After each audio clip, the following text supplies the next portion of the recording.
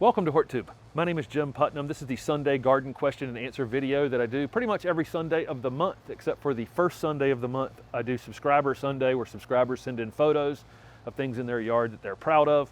This is the email address to send in those photos. Like I say, all those photos get collected for the month, and then they go in the video the first Sunday of every month, whatever that is, the first Sunday in June, whatever that is. I think I have maybe one or two more question and answer videos between now and then. You can ask questions down below this video and I will select from those for next week's question and answer video. A lot of videos went up this past week. I did a couple tour videos that seem pretty popular. I'm starting a little bit of landscaping in the front yard out there, and the rest of the vegetable gardens going in. You'll see all that on the Wednesday landscape update. Finally got some real heat here, and some things like cosmos and other annuals and perennials are starting to pop. I'm going to do a video sometime this week once a few more things are showing a little more color on all the things I have planted so far that are good for butterflies. And I think I probably have 10 or 12 things back here already. And then I'll do a list at the end of that video of kind of keeping an eye on holly back here behind me at the same time. I'll do a list toward the end of that video of some other things that I'd like to have or would also work to have additional butterflies in your yards. That's a planned video for this week. I'll get to that at some point. And so let's get started on the questions. Somebody is in zone 6 and they have a dwarf crepe myrtle, and what they're doing is keeping it in a container because it's really not hardy in zone 6. And they're babying it through the winter, and then it's coming back out in the spring, but it's never really blooming very well. The variety they have is Pokemoke. I grew this variety for a long time. It's going to always disappoint you. It's really not so much what you're doing and the process you're doing. If the plant's growing, it should be flowering. That's true with crepe myrtles. Crepe myrtles bloom on new growth, and so if you get them growing all season, at some point during the summer they'll flower. Pokemoke's just a terrible variety. I don't want to say that because it's probably, of all the dwarf crepe myrtles, it has the best ornamental shrub shape. So it's kind of an oval, slightly wider than tall looking crepe myrtle. Some years I'd get a few flowers on them, and some years, really a lot of flowers on them. But I could never, it just wasn't a great dwarf variety. So I think it's more the variety than anything else. Find a different dwarf crepe myrtle, and I think you'll, and do the same things you've been doing, keeping it alive through the winter.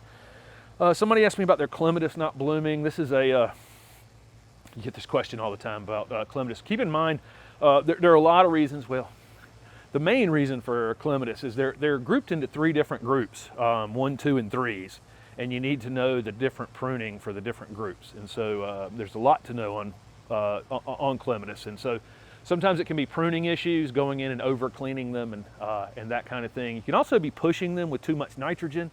That can be an issue. They like a pH somewhere between slightly acid, just slightly acid, maybe 6.5-ish.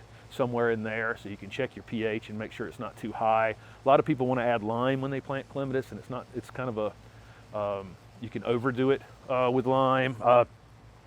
Obviously light, they said it was in plenty of sun, so I'm guessing that's okay. And sometimes it can just be age related. If they've only been in the ground for a year or two, it may take a little while to generate roots and new shoots that can really support flower buds and that kind of thing. So it could be a lot of reasons, but usually it's related to what type of clematis you have and when they should actually be pruned every year. So look up the variety and find out what group it's in, and then look up when you should be pruning those. Okay. Somebody asked me what kind of soil to use if they wanted to raise shrubs up in their yard, and then threw out garden top or potting soil. Garden soil is going to be topsoil, probably with a little bit of compost added to it or something like that. Topsoil is just going to be some kind of farm soil that's probably screened. Maybe has a little bit of compost added to it to keep it from recompacting.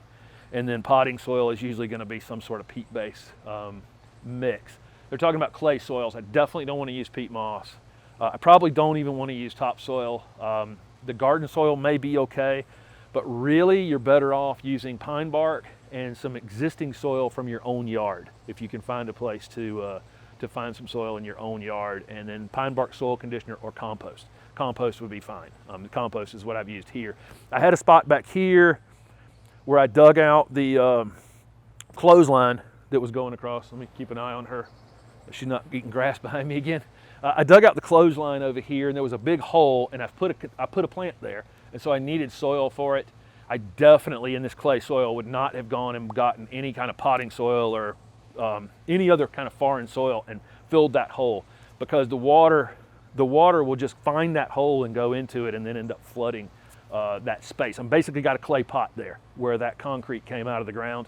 And so I went and found a spot in the yard where I could dig out a little bit of soil. And then of course I use, I've already got compost mixed in there, but your native soil would be the best thing if you can figure out a way to do that. Mixed with compost or pine bark soil conditioner. Okay, somebody asked me about gopher proof plants, and of course, you know, it's the same thing with deer and other chewing animals like that. You want to find stinky plants, and so rosemaries, salvias, anything that smells bad. It's going to be oregano and lots of herbs. Herbs will definitely work, and then like I say, you can garlic. There's a lot of things you can grow that just don't taste very good to grazing animals. But you know, if you have gophers, it's going to be they're pretty tough, and they're pretty tough on most things. They got a pretty wide palate, just like deer do. But like I say, there are things in that sage group, you know, the salvias and sages that are good choices for you that they likely wouldn't mess with. But again, good luck. The gophers would definitely be tough. I had that question twice this week, 2 different people asking it. But do go for, you know, you can definitely have an herb garden. You can definitely, there's lots of flowering perennials, and just, you know, and do a Google search on that and find plants. And it's what it's going to tell you is plants that have aroma when you're rubbing on the foliage. That's good. Those plants are going to be your friend. Okay. Somebody asked me about shaping some crepe myrtles they have that are about 3 feet tall. They bought them last year in 1-gallon pots, and they were small, and now they're up about 3 feet tall, and they want to know how to go about shaping them. When we had them at the nursery, we would kind of let them race ahead up to about 2-3 feet tall, and then we'd cut them in half. And then that would cause them to sucker, okay? And then you'd get maybe 5, 6, 7 suckers. We'd cut it down to the 3 that we wanted to keep, and clean everything else up, and then just let them grow from there. So cut them down, let them come back up, start to come back up, and then choose the three stems if that's what you want. If you want a 3-trunk crepe myrtle, that tends to be what looks the best. Pick the 3 that are maybe the most, you know, symmetrical and look the best or the strongest, and cut the rest of them out at that point, and then just let them go. But that's how we did it at the nursery. Okay, somebody asked me about pruning stretched birches. They've got some river birches, and they're 30 feet tall, but still super skinny. They stretched out on them. There's no good answer for you. You shouldn't top birches. Birches are super short-lived, and so they're not great ornamental plants. I've been saying this for a long time. I had a heritage river birch at my old house, but I actually expected it to be, you know, have an end date on it. They're not the longest-lived plants. They shouldn't really be topped. Pruning them is always a weird thing because they're bleeder trees. I don't know if you guys know what bleeder trees are, but there are a lot of trees that if you prune them in the winter, early spring, when they're pushing sap up, they have a hard time healing. And so they can really just pour water out. I had that river birch, that old heritage river birch one year. We had a late freeze, and I think it had already started pumping sap up to the top of the tree so it could leaf out. And I think it cracked it in several places. It rained under that tree for a long time. The birch was trying to pump, you know, get nutrients to the top of that tree, get everything going, get everything started, and it was just pouring out of the top of the tree because that's the type of, that's, you know, there are a lot of trees that are called bleeder trees. Birches should be pruned if they're going to be pruned in the late summer. And so you can, and typically the only pruning you're going to do on them is crossed branches and dead branches, and you know, limbing them up, you know, to get them out of your face because they do kind of weep down. That kind of pruning. Typically, though, you wouldn't be topping them. So there's not, like I say, there's not a good answer. If you top them, I think you're going to shorten their life, and so, but you almost need to top them in order to get some girth on them so that they can not blow over in some sort of hurricane or tornado or whatever. So there's, like I say. Unfortunately, I don't have a good answer for that one. Topping them is not a good idea, but it might be what I would do, knowing that I'd shorten the life of them, but it needs to be done in the late summer. Okay, somebody asked me, let's see, about having a 9-bark planted about 30 feet from their leach field. That should be fine. A woody shrub like that's not going to root 30 feet across the yard and cause you any problem in your leach field. I planted things, I probably, once I got about 10, 12 feet from my leach field with shrubs, I started to think about, were they shallow rooted? I talked about this, I think, in last week's video. Azaleas are good choices because they're shallow rooted, and blueberries because they're shallow rooted.